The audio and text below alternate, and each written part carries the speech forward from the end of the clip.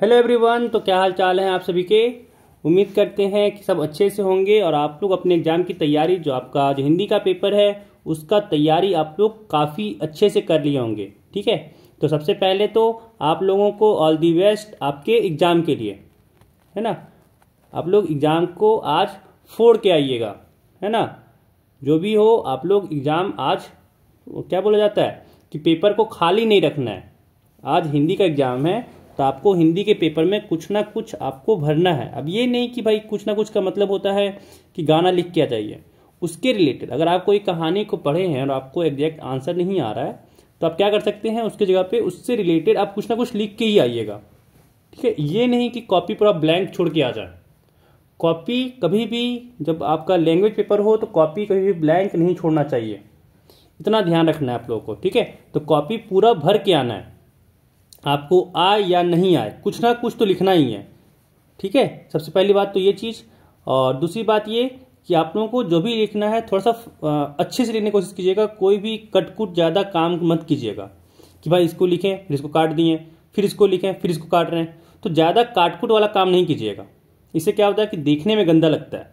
आपका कॉपी देखिए, हिंदी हो या इंग्लिश हो, आपका कॉपी जितना सफा लगेगा देखने में, एग्जामिनर जो आपका कॉपी चेक करने वाला होगा वो कॉपी उतना ही आपको अच्छे से चेक करके मार्क्स देगा। और इतना ध्यान रखना है कि जो कॉपी चेक करता है वो आपका पूरा कॉपी नहीं पढ़ने वाला, इतना ध्यान रखिएगा। आपका जो स्टार्टिंग का आंसर है ना, स्टार्टिंग का आंसर से ही पता लगा लेगा कि आप क्या आंसर उसमें लिख सकते हैं। क्योंकि देखिए जो कॉपी चेक करने वाला रहेगा वो कॉपी आज से तो चेक नहीं कर रहा होगा कि आपका फर्स्ट टाइम चेक कर रहा है। उनको इतना साल का एक्सपीरियंस रहता है कि जो आपका कॉपी चेक करने वाले होते हैं ना, वो आपके स्टार्टिंग का जो 3-4 आंसर है वही पढ़ के गेस कर लेंगे कि आप क्या आगे लिखने का मतलब उसमें लिखे होंगे। सो ठीक है, तो जो भी है कि जो भी आपका बेस्ट एफर्ट है वो आप स्टार्टिंग में ही लिख के दे दीजिएगा। ठीक है, आपको जैसे मानिए कि कोई क्वेश्चन का आपको बहुत अच्छे से आंसर आता है तो क्या कीजिएगा, वो स्टार्ट में जो जैसे ही आप स्टार्ट कीजिएगा ना आंसर राइटिंग का, वो पहले स्टार्ट ही वहीं से कीजिएगा।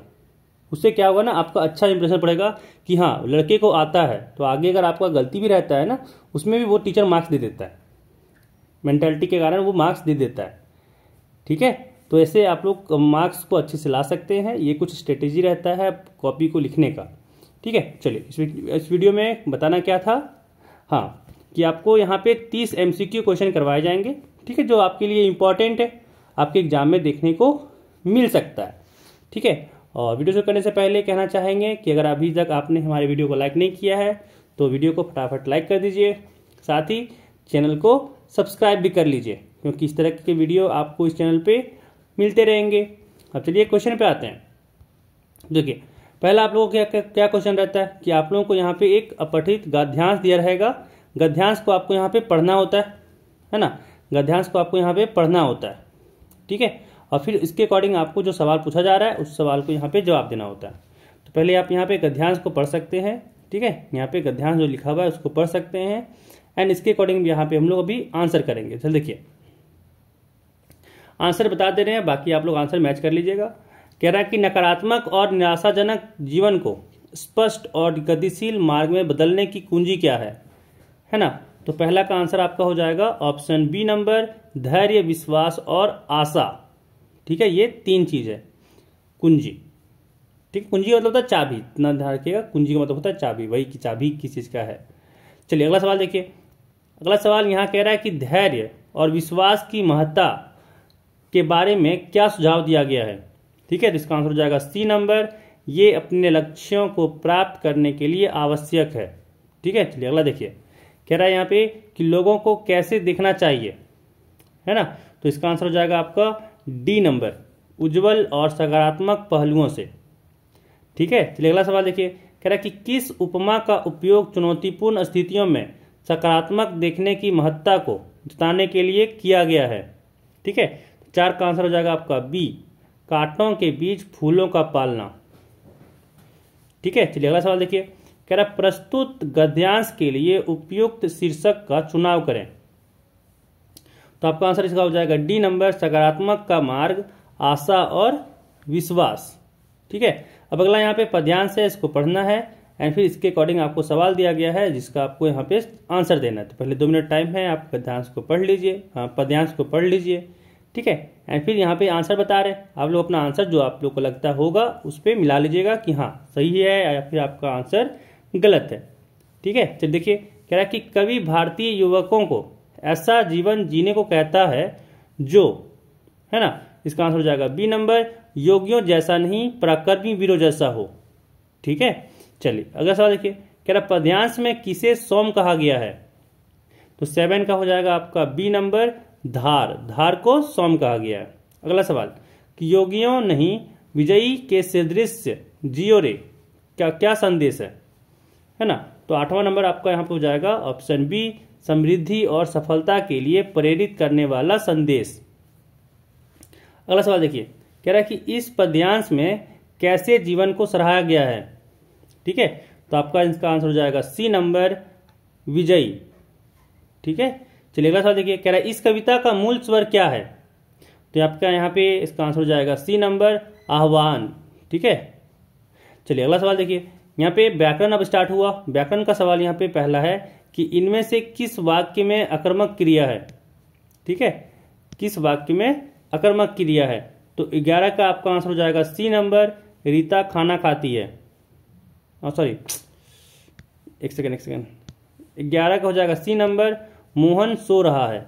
ठीक है, 11 का सी नंबर हो जाएगा मोहन सो रहा है। अगला सवाल, कौन सा वाक्य सकर्मक क्रिया का उदाहरण है? ठीक है, तो 12 का आपका हो जाएगा सी नंबर, रीता खाना खाती है। रीता खाना खाती है। चलिए अगला सवाल देखिए, कह रहा है जल्द का अनेकार्थी कौन है? तो 13 का आपका आंसर हो जाएगा डी, बादल। ठीक है, बादल हो जाएगा इसका आंसर। अगला सवाल कि दो पदों या शब्दों के मेल से बना तीसरा पद क्या कहलाता है? तो इसका आंसर हो जाएगा आपका बी, समास। समास कहलाता है। चलिए अगला सवाल देखिए, कह रहा है कि अथासंभव कौन सा समास है? तो 15 का आपका आंसर हो जाएगा ए, अवयवी भाव। ठीक है, चलिए अगला देखिए, कह रहा है नीला है जो कमल, नील कमल किस समास का विग्रह है? तो 16 का हो जाएगा आपका बी नंबर, कर्मधारय। ठीक है, चलिए अगला सवाल देखिए, अगला सवाल यहाँ पे कह रहा है कि जब वर्षा होती है तब मोर नाचने लगते हैं, रचना के आधार पर वाक्य का भेद बताएं। तो इसका आंसर हो जाएगा आपका सी नंबर, मिश्र वाक्य, है ना, तब लगा हुआ बीच में। चलिए अगला सवाल देखिए, कह रहा है कि जिस वाक्य में कर्म का प्रधानता दी जाती है वहां कौन सा वाच्य होता है? तो 18 का आपका हो जाएगा बी नंबर, कर्मवाच्य। ठीक है, चलिए अगला सवाल देखिए, कह रहा है कि बालक चांद, है ना, डैश देख रहा है। ठीक है, तो इसका आंसर हो जाएगा ऑप्शन ए, की ओर। बच्चा जो है वो चांद की ओर देख रहा है, बालक चांद की ओर देख रहा है। ठीक है, अगला सवाल यहाँ पे कह रहा है कि निम्न में से कौन सा शब्द समुच्च बोधक अवयव शब्द है? ठीक है, तो 20 का आंसर हो जाएगा आपका सी नंबर, अथवा। अगला सवाल आपका यहाँ पे पाठ्य पुस्तक से है, इस गद्यांश को यहाँ पे पढ़ना है। ठीक है, और इसके अकॉर्डिंग आपको आंसर देना है। कह रहा है कि इस पद के रचयिता कौन है? तो इसका आंसर हो जाएगा आपका डी नंबर, सूरदास। चलिए अगला सवाल देखिए, कह रहा है गोपियां किसकी अनन्य भक्त थीं? तो इसका बी हो जाएगा, कृष्ण। गोपियां जो थीं वो कृष्ण की भक्त थीं। अगला सवाल कह रहा है कि पुरैनी पात का क्या अर्थ है? ठीक है, तो इसका आंसर हो जाएगा ऑप्शन सी नंबर, कमल का पत्ता। चलो अगला सवाल देखिए, कह रहा है कि गोपियों ने उद्धव के व्यवहार की तुलना किससे की है? तो इसका हो जाएगा आपका सी नंबर, कमल के पत्ते और तेल के मटके से की है। ठीक है, अब यहाँ पे देखिए अगला कह रहा है कि गद्यांश को हम लोग को पढ़ना है और फिर इसका आंसर देना है। तो गद्यांश देख सकते हैं यहाँ पे है, अब इसको यहाँ पे आंसर देना है। कह रहा है बेटे के मरने पर बालगोविंद भगत क्या कर रहे थे? तो इसका आंसर हो जाएगा बी नंबर, गा रहे थे, है ना। चलिए अगला सवाल देखिए, कह रहा है भगत जी का बेटा कैसा था? भगत जी का बेटा कैसा था? तो यहाँ पे इसका आंसर हो जाएगा आपका ऑप्शन डी, सुस्त और बोदा। चलिए अगला सवाल देखिए, कह रहा है भगत जी की पदोहू कैसी थी? है ना, तो यहाँ पे 27 का आपका आंसर हो जाएगा सी नंबर, घर का पूरा प्रबंध करने वाली।